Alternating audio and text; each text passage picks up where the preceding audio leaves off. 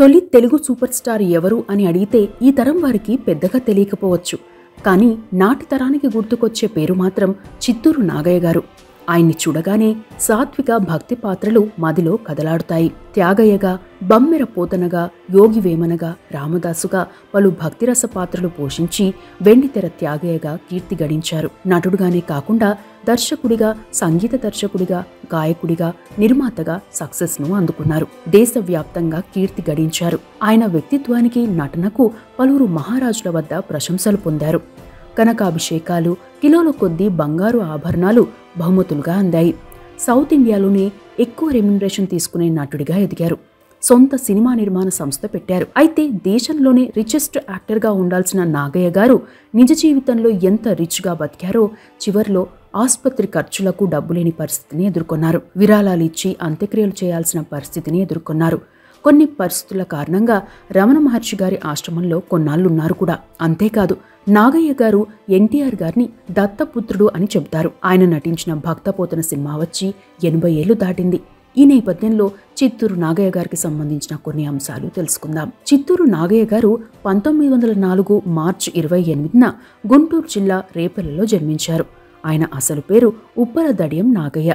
తల్లిదండ్రులు వెంకట లక్ష్మాంబ గారు, రామలింగేశ్వర శర్మ గారు. నాగయ్య గారి తండ్రి రామలింగేశ్వర శర్మ గారు బ్రిటిష్ వారి ప్రభుత్వంలో రెవెన్యూ శాఖలో పనిచేసేవారు. ఆయన వేద పండితుడు, హరికథా కళాకారులు కూడా. నాగయ్య గారి కంటే ముందు ఆ దంపతులకు 4 పిల్లలు పుట్టి చనిపోయారు. అందుకు నాగదోషం కారణమని చెప్పడంతో తనకు పిల్లలు పుడితే నాగేశ్వరుడి పేరు పెడతామని తల్లిదండ్రులు సత్తుపల్లెలో నాగప్రతిష్ఠ చేసి మొక్కుకున్నారు. ఆ తరువాత నాగయ్య గారు పుట్టడంతో ఆ పేరు పెట్టారు. రామలింగేశ్వర శర్మ గారి పూర్వీకులకు అప్పట్లో మాన్యాలు ఉండేవి.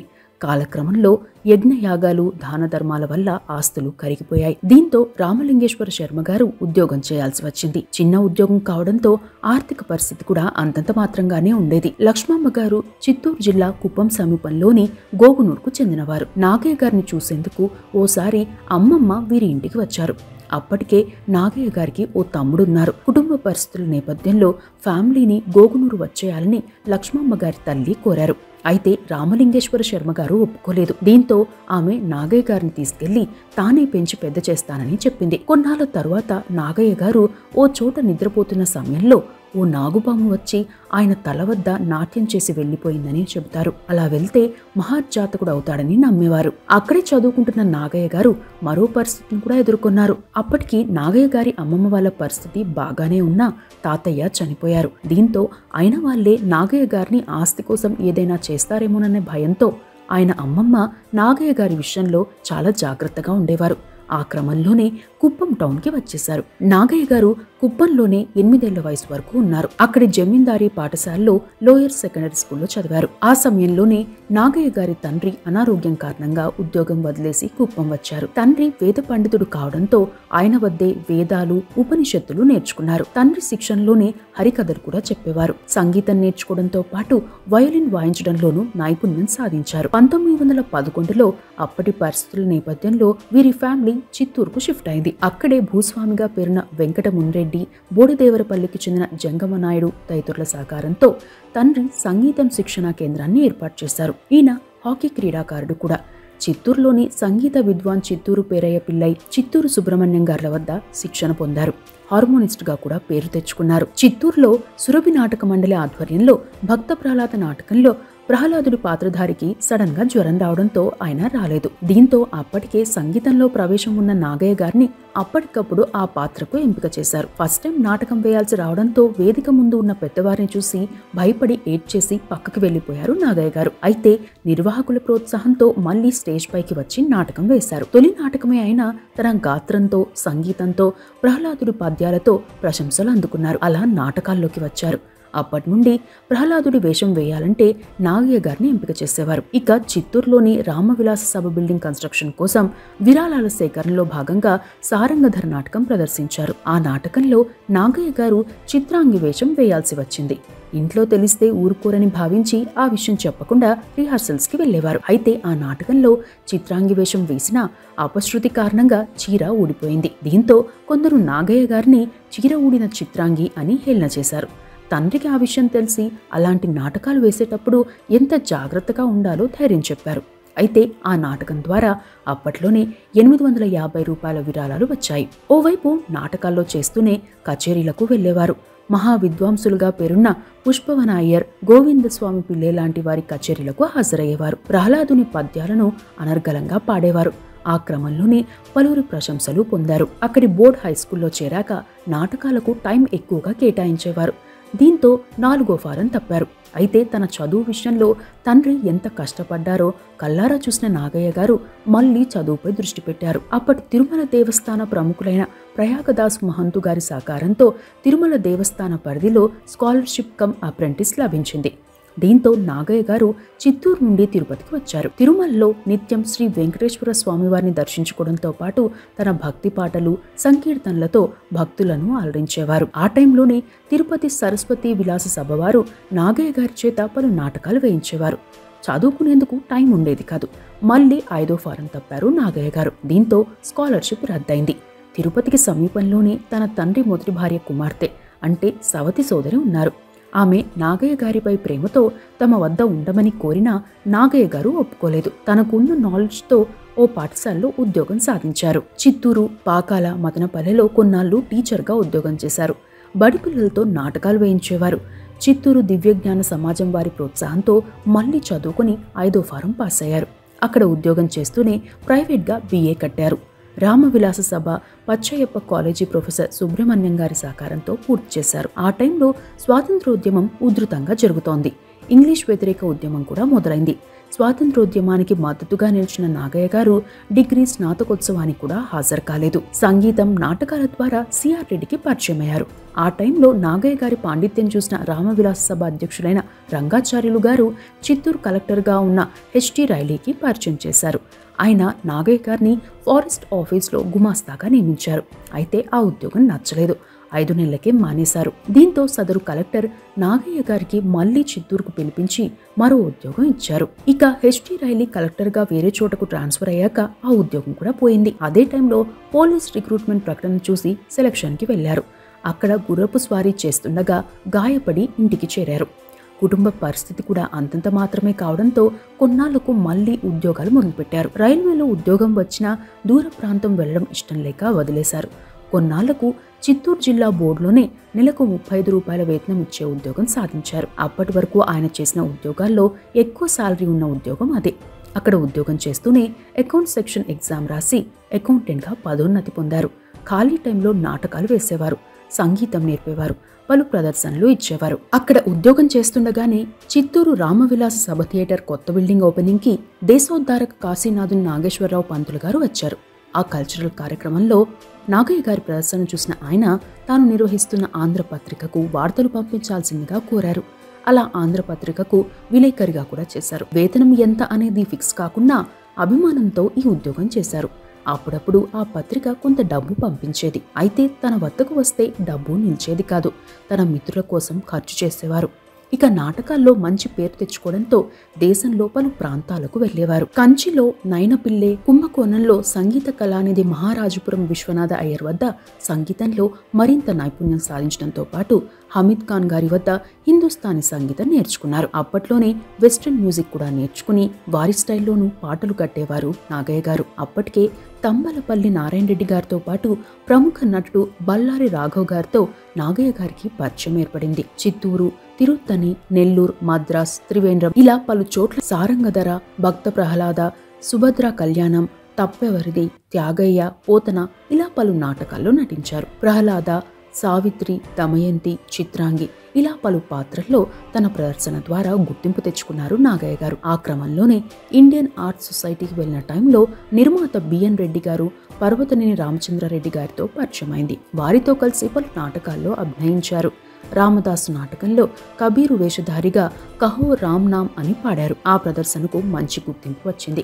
ఆ కార్యక్రమానికి చీఫ్ గెస్ట్గా వచ్చిన కాశీనాథు నాగేశ్వరరావు గారు నాగయ్య గారిని మెచ్చుకుని బంగారు పథకంతో పాటు రంగభూషణ అనే బిరుదుతో సత్కరించారు. ఇక నాగయ్య గారు తన నాటకాల ద్వారా వచ్చిన డబ్బును ఇంటికి పంపించేవారు. ఓవైపు నాటకాల్లో ఉంటూనే స్వాతంత్ర ఉద్యమంలోనూ పాల్గొన్నారు. నాగయ్య గారి గాత్రం, పాటలు విన్న కాంగ్రెస్ ముఖ్య నాయకులు 1926లో గౌహతిలో జరిగిన కాంగ్రెస్ మహాసభలకు ఆహ్వానించారు. అక్కడ తన ప్రసంగం, పాటలతో ఆకట్టుకున్నారు. దీంతో మోతీలాల్ నెహ్రూ గారి ఆనంద్ భవన్లో 10 రోజుల పాటు ప్రత్యేక ఆహ్వానితుడిగా బస చేశారు నాగయ్య గారు. తమిళ, తెలుగులో దేశభక్తి గీతాలను ఆలపించేవారు. ఉప్పు సత్యాగ్రహంలో జైలుకు కూడా వెళ్లారు.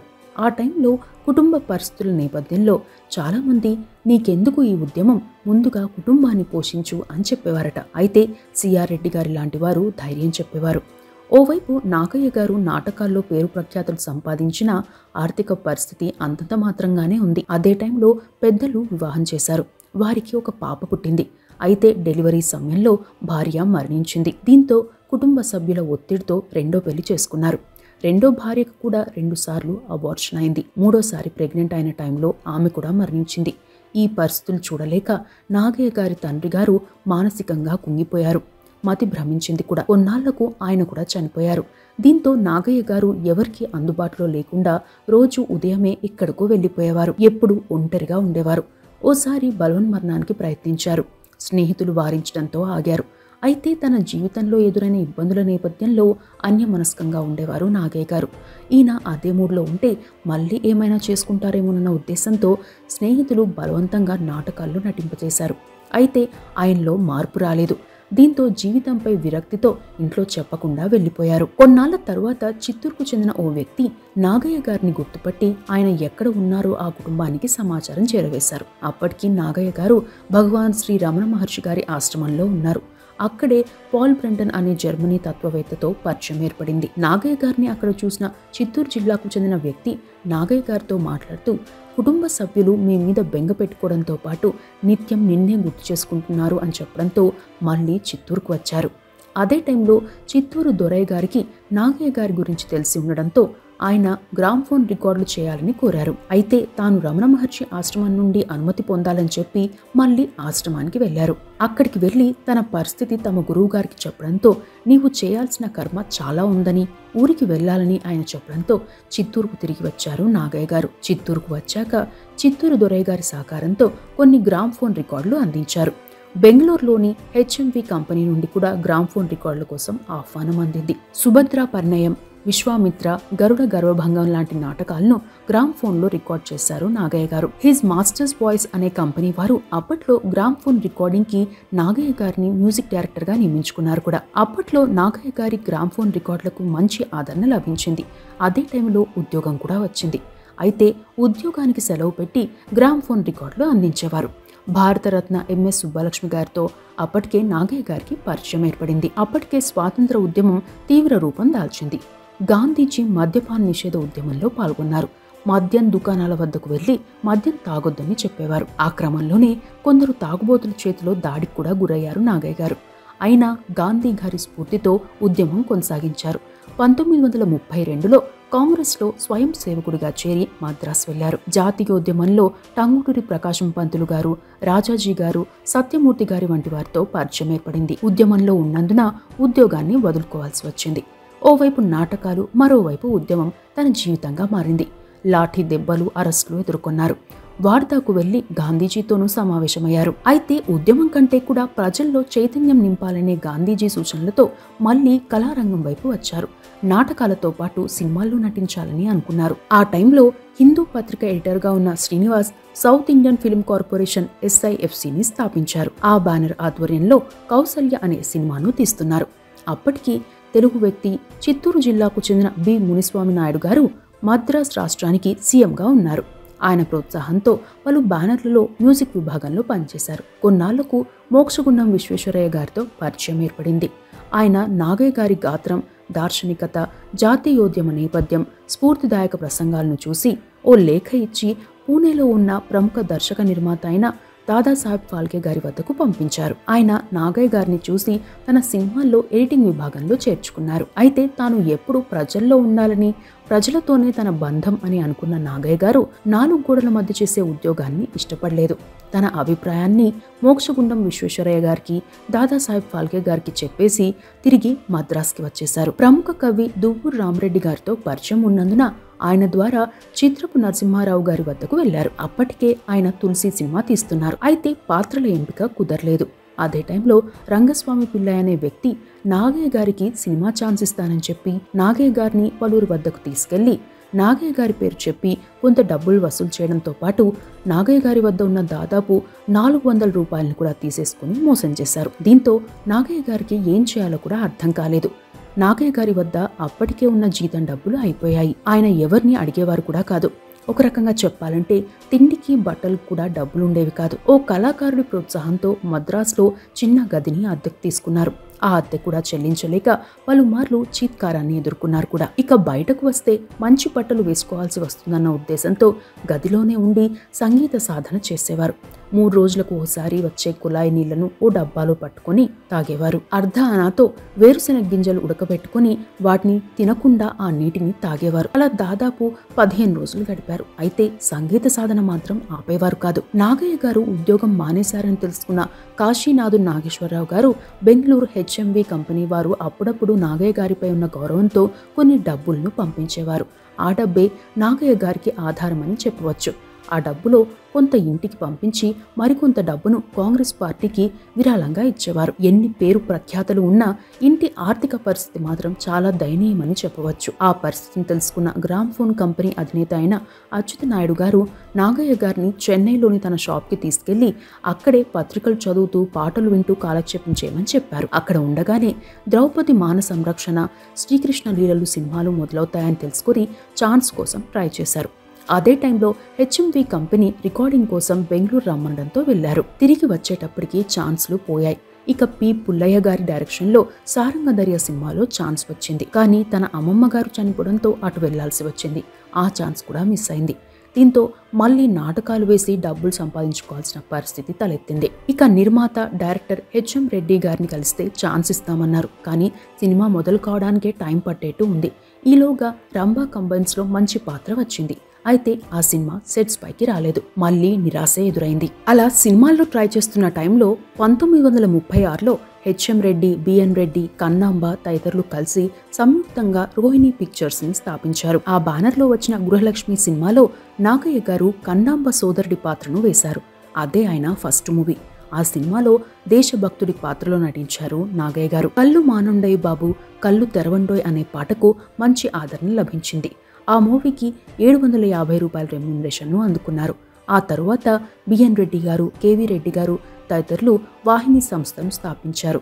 ఆ సినిమాల్లోనూ వరుస అవకాశాలు వచ్చాయి. కాంచనమాల గారు హీరోయిన్ గా వచ్చిన వందే మాతరం సినిమాలో నాగయ్య గారు నటించడంతో పాటు సంగీతాన్ని కూడా సమకూర్చారు. తమిళ, మలయాళ, కన్నడలోనూ ఆ సినిమా రీమేక్ అయింది.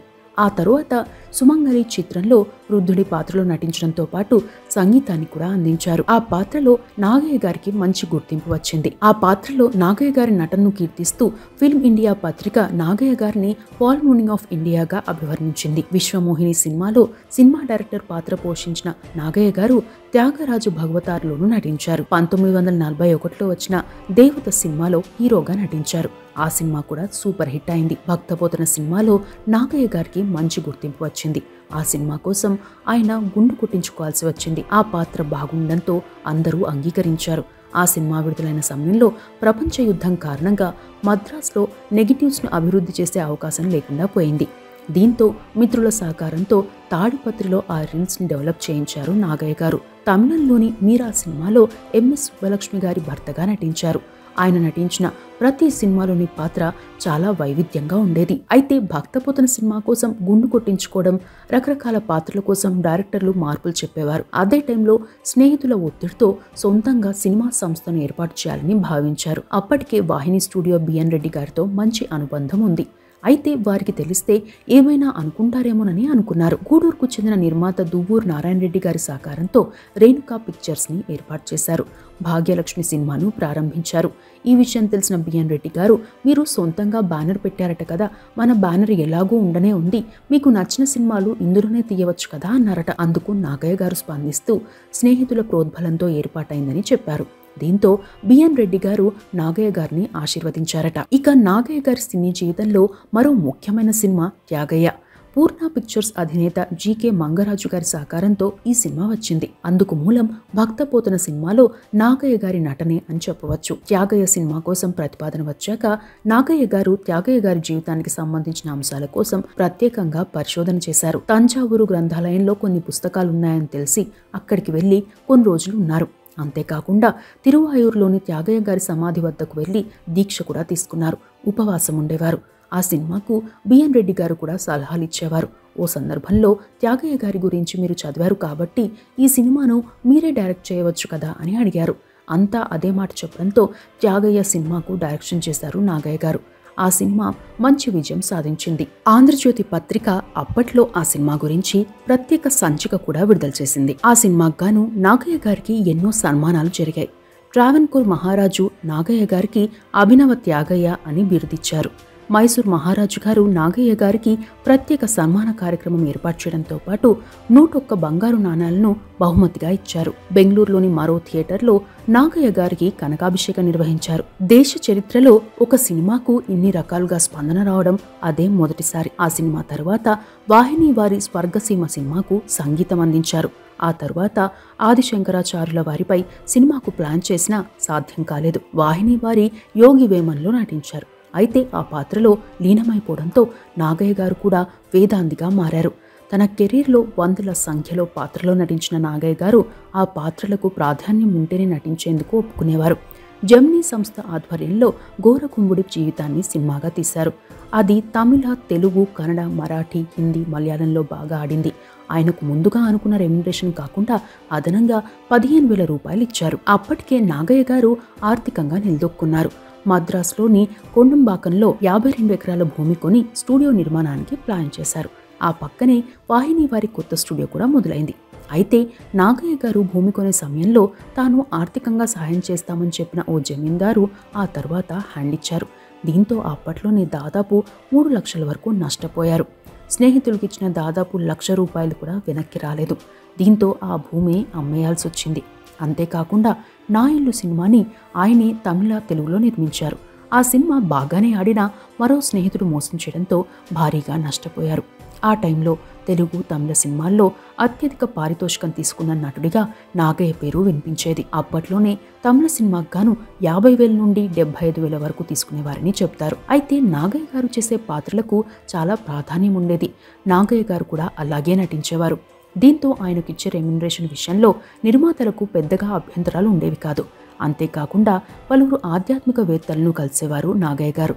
నటరాజు, నట సార్వభౌమ, నట పితామహ ఇలా అనేక బిరుదులు అందుకున్నారు. ఇక నైజాంలో హిందూ ముస్లింల ఐక్యత లక్ష్యంగా రామదాసు కథను సినిమాగా తీయాలనుకున్నారు. నిజాం నవాబ్ వద్ద ఉండే ఈశ్వర్ దత్ గారి ద్వారా విషయం తెలుసుకున్న నిజాం నవాబు ప్రత్యేకంగా నాగయ్య గారిని మద్రాసు నుండి పిలిపించి సినిమాకు సహకరిస్తానని, సినిమాకయ్యే ఖర్చు నైజాం సర్కార్ భరిస్తుందని చెప్పారట. సినిమా కోసం భద్రాచలం, గోల్కొండ, నిజామాబాద్, నల్గొండ తదితర ప్రాంతాల్లో నాగయ్య గారు పర్యటించేందుకు ఏర్పాట్లను కూడా చేశారు. అయితే కొన్నాళ్లకు ఆ సినిమా ఆగిపోయింది. ఆ తరువాత పలు సినిమాల్లో నటించారు నాగయ్య గారు. 10 ఏళ్ల తరువాత కన్నాండ, గౌరీనాథ శాస్త్రి తదితరులు నటినట్లుగా రామదాసు చిత్రం ప్రారంభమైంది. అయితే ఆ సినిమా టైంలో గోవిందరాజు వెంకట సుబ్బారావు గారు మరణించడంతో మరోసారి ఆ సినిమాకు ఆర్థికంగా ఇబ్బందులు ఎదురయ్యాయి. చిత్రం పూర్తి కావడానికి 5 ఏళ్ల సమయం పట్టింది. ఎన్టీఆర్, ఏఎన్ఆర్, శివాజీ గణేశన్, అంజలిదేవి గారు తదితరులు నటించారు. 1964లో విడుదలైన ఈ సినిమా సూపర్ హిట్ అయింది. అయితే అప్పటికే నాగయ్య గారు ఆర్థికంగా బాగా దెబ్బతిన్నారు. నాగయ్య గారిది ఎప్పుడూ ఇచ్చే చేయిగానే ఉండేది. స్నేహితులకు, ధార్మిక సంస్థలకు సహాయం చేసేవారు. ఆ క్రమంలోనే ఆస్తులు కూడా కరిగిపోయాయి. ఆంధ్ర రాష్ట్ర అవతరణ సమయంలో టంగుటూరి ప్రకాశం పంతులు గారికి 20,000 రూపాయల విరాళంగా ఇచ్చారని, అది కూడా అప్పుగా తెచ్చారని చెబుతారు. షూటింగ్ల టైంలో షూటింగ్ చూసేందుకు వచ్చే అభిమానులకు భోజనం పెట్టేవారు. మద్రాసులో స్కూళ్లు, కాలేజీల్లో విద్యార్థులకు సీట్లను ఇప్పించేవారు. కొన్నిసార్లు ఫీజులను కూడా ఆయనే కట్టేవారు. ఇక ఎన్టీఆర్ గారితో నాగయ్య గారికి మంచి అనుబంధం ఉండేది. ఎన్టీఆర్ గారు తన దత్తపుత్రుడని వ్యాఖ్యానించేవారు నాగయ్య గారు. సినీ రంగంలో నాగయ్య గారిని ఎన్టీఆర్ గారు నాన్నగారు అని పిలిచేవారని చెబుతారు. నాగయ్య గారు దాతృత్వాలు చేయడం మంచిదే అయినా స్నేహం, బంధుత్వం, ధార్మిక అంశాల పేరుతో పలువురు వ్యక్తులు నాగయ్య గారిని మోసం చేయడానికి గ్రహించారు ఎన్టీఆర్ గారు. ఓ సందర్భంలో ఎన్టీఆర్ గారు నాగయ్య గారితో మాట్లాడుతూ, నాన్నగారు సహాయం చేయడం మంచిదే కావచ్చు, కానీ అన్నీ ఆలోచించుకోవాలి. మీరు చేసే సహాయం కొన్నిసార్లు వృధాగా పోతుంది అన్నారట. అందుకు నాగయ్య గారు నవ్వుతూ, నేను సంపాదించానా, అంతా పైవాడు ఇచ్చిందే కదా అన్నారట. నాగయ్య గారి కెరీర్ పీక్ టైంలో ఉన్న సమయంలో ఒక పెద్ద కార్ల వ్యాపార సంస్థ ఆయనకి పార్ట్నర్షిప్ ఆఫర్ చేసినా ఆ ఆఫర్ని నిరాకరించారు. ఆ ఆఫర్ని ఒప్పుకుని ఉంటే ఈ రోజున దేశంలో అత్యంత ధనవంతులైన నటుల్లో ఒకరిగా ఉండేవారు నాగయ్య గారు. ఇక నాగయ్య గారి వ్యక్తిగత జీవితం విషయానికి వస్తే, నాగయ్య గారికి చంద్రగిరి ప్రాంతంలోని వనపాకం గ్రామానికి చెందిన రామశేషయ్య గారి కుమార్తె విజయలక్ష్మితో వివాహం జరిగింది. ఈ వివాహం మదనపల్లి సబ్ కలెక్టర్ బోల్డన్ దొర ప్రోత్సాహంతో జరిగింది. అయితే ఒక పాపకు జన్మనిచ్చిన విజయలక్ష్మి గారు వెంటనే చనిపోయారు. కొన్నాళ్ల తరువాత కుటుంబ సభ్యుల ఒత్తిడితో సమీప బంధువైన గిరిజ గారితో నాగయ్య గారికి వివాహం జరిగింది. ఆమె రామాయణం, భాగవతం గ్రంథాలను చదువుతూ ఉంటే నాగయ్య గారు వింటూ ఉండేవారు. అయితే ఆమె కూడా డెలివరీ సమయంలో కన్నుమూశారు. దీంతో నాగయ్య గారు మానసికంగా కుంగిపోయారు. ఆయన తండ్రి మతిస్థిమితం కోల్పోయారు. ఆ తరువాత కోలుకున్న తండ్రిని మాత్రం కాపాడుకోలేకపోయారు. ఇక సినిమాల్లో బాగానే నటించినా ఆర్థికంగా నష్టపోయారు. చిన్న చిన్న పాత్రలు కూడా నటించాల్సి వచ్చింది. జీవితం చివరి అంకంలో తనను కలిసిన వారితో మాట్లాడుతూ, సమాజంలో గోముఖ వ్యాఘ్రాలు చాలామంది ఉన్నారు. స్నేహం, బంధుత్వం, మానవత్వం ఇలా అన్ని అంశాలను అడ్డుపెట్టుకుని మోసం చేసేవారు ఉన్నారు. అందరినీ నమ్మవద్దు అని చెప్పేవారట. అలాంటి అంశాన్నే ఆయన తన ఆత్మకథలో రాసుకున్నారు. 1973లో కిడ్నీ సంబంధించిన వ్యాధితో అడియార్లోని ఆసుపత్రిలో చేరారు. పరిస్థితి విషమించిందని తనకు తెలుసునని వైద్యులతో మాట్లాడిన నాగయ్య గారు అతని మిత్రులైన ముదిగొండ లింగమూర్తి గారిని, ఇంటూరి వెంకటేశ్వరరావు గారిని ఆసుపత్రికి పిలిపించుకున్నారు. శ్రీరాముడి భక్తి గీతమైన రఘుపతి రాఘవ రాజారాం గీతను పాడాలని కోరారట. వారు ఆ పాట పాడుతుండగానే 1973 డిసెంబర్ 30న కన్నుమూశారు. అప్పటికే ఎన్టీఆర్ గారితో పాటు పలువురు నిర్మాతలు, డైరెక్టర్లు ఆర్థికంగా సహాయం చేశారు. అయితే ఆ డబ్బును కూడా విరాళాలుగా ఇచ్చేసేవారు నాగయ్య గారు. నాగయ్య గారు చనిపోయిన టైంలో అంత్యక్రియలకు కూడా డబ్బు లేని పరిస్థితుల్లో ఎన్టీఆర్ గారు ఆ కార్యక్రమాలు నిర్వహించినట్లు గుమ్మడి గారు గతంలో వెల్లడించారు. నాగయ్య గారు చనిపోయాక ఆయన నటించిన 8 సినిమాలు విడుదలయ్యాయి. ఇక నాగయ్య గారి తమ్ముడు వయలిన్ విద్వాంసులు తిరుపతిలో స్థిరపడ్డారు. పెద్ద చెల్లెలు చంద్రగిరిలో ఉంటుండగా చిన్న చెల్లెలు మద్రాస్, హైదరాబాద్లో ఉండేవారు. నాగయ్య గారి అవార్డుల విషయానికి వస్తే, నాగయ్య గారికి 1965లో భారత ప్రభుత్వం పద్మశ్రీతో సత్కరించింది. సౌత్ ఇండియాలో పద్మశ్రీ పురస్కారం అందుకున్న తొలి నటుడు నాగయ్య గారే. దాదాపుగా 400కు పైగా సినిమాల్లో నటించిన నాగయ్య గారు వందల సంఖ్యలో సన్మానాలు, సత్కారాలు అందుకున్నారు. నాగయ్య గారిని మైసూర్ మహారాజు గారు సత్కరించడంతో పాటు అప్పట్లో 101 బంగారు నాణేలు, కంఠాభరణం బహూకరించారు. ట్రావెన్కోర్ మహారాజు గారి నుండి అభినవ త్యాగరాజు బిరుదును అందుకున్నారు. రామదాసు సినిమాకు గాను బెస్ట్ ఫిల్మ్గా నేషనల్ అవార్డు అందుకున్నారు. మద్రాసులో త్యాగరాయ నగర్లోని పానగల్ పార్క్లో నాగయ్య గారి విగ్రహాన్ని అప్పటి రాష్ట్రపతి వివి గిరి గారు ఆవిష్కరించారు. ప్రతి ఏటా డిసెంబర్ 30న ఆయన వర్ధంతి కార్యక్రమాలను నిర్వహిస్తారు. చిత్తూరులోని మహతి కళాక్షేత్రాన్ని నాగయ్య గారి పేరుతో పిలుస్తున్నారు. మొత్తంగా చూస్తే మరణం నాటికి నాగయ్య గారు ఒంటరిగానే వచ్చారు, ఒంటరిగానే వెళ్లారు అని చెప్పవచ్చు. ఆయనకు ఒక్క చెడు వ్యసనం కూడా లేదు. అత్యాశతో సినిమాలు తీశారా అంటే అదీ లేదు. ఒక్క రామదాసు సినిమా తప్ప ఇతర సినిమాలు బాగానే ఆడాయి. కానీ నిత్యం దాన ధర్మాలు ఎక్కువగా ఉండేవి. మద్రాసులోని ఆయన ఇల్లు వేషాల కోసం వచ్చేవారితో నిండిపోయేది. వారికి అక్కడే భోజనాలను ఏర్పాటు చేసేవారు. ఒక్క మాటలో చెప్పాలంటే ఆర్థిక అంశాల్లో నటి సావిత్రి గారి జీవితం, నాగయ్య గారి జీవితం ఒకే తరహాలో సాగిందని చెప్పవచ్చు. కాకపోతే కుట్రలను, స్వార్థాన్ని, మంచితనాన్ని అలుసుగా తీసుకున్న వ్యక్తుల మనస్తత్వాన్ని నాగయ్య గారు గ్రహించలేకపోయారేమో. అందుకే దేశంలోనే రిచెస్ట్ యాక్టర్గా ఉండాల్సిన నటుడైనా చివరికి చికిత్సకు డబ్బులు లేక ఇబ్బందులు ఎదుర్కొన్నారని చెప్పవచ్చు. ఇవి నటయోగి చిత్తూరు నాగయ్య గారికి సంబంధించిన అంశాలు.